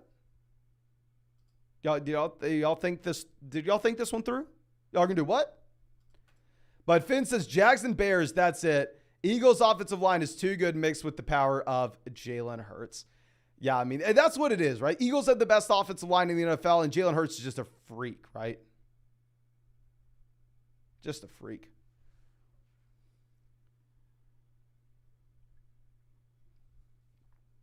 Okay, let's move this up.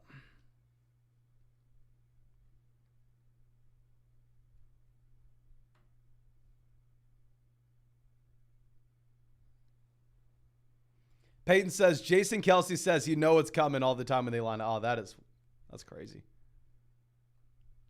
Okay, so Shaheed off the board, 173. We can't take the quarterbacks here. We're going to go with one running back, most likely. We're just going to go either with the running back, wide receiver, or tight end. We have to draft 2 more tight ends in this draft, and we have to take 1 more running back and 1 more wide receiver.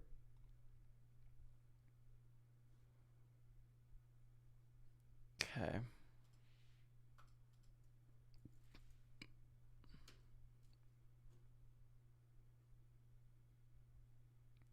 Knox goes 176. That sucks for us for a multitude of different reasons. I don't want to take Juwan Johnson on the same team we have Taysom Hill.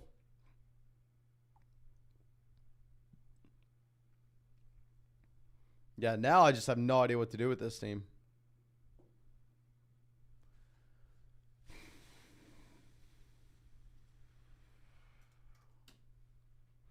Love goes 177. Good for us. This team essentially has to go wide receiver. Yeah, they only had 4. I guess we're going to go Kenneth Gainwell as our last RB.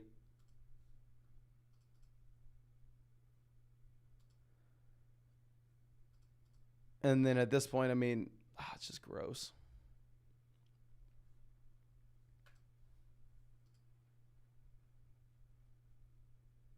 Okay.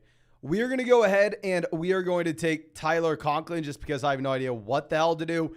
And it's probably we're going to end this live stream, ladies and gentlemen. I am going to premiere a video right after this. If you want to go hang out with us in the premiere, I'm going to be hanging out and answering all the questions there. But of course, thank you so much for everything. I really, really do appreciate y'all. Make sure you subscribe to the channel if you are not subscribed already. We're doing this literally every single night in the live stream. And if you want to get in our next draft, whether that's tomorrow, the next day, the next day, the next day, you can find that link to Underdog Fantasy in the live chat, in the description, in the comment section. Promo code FLOCK on Underdogs can get you a 100% deposit match up to $100. Plus, you'll get our 2023 fantasy football rankings, as well as a free trial to flockfantasy.com, where you can find our 2023 fantasy football draft guide.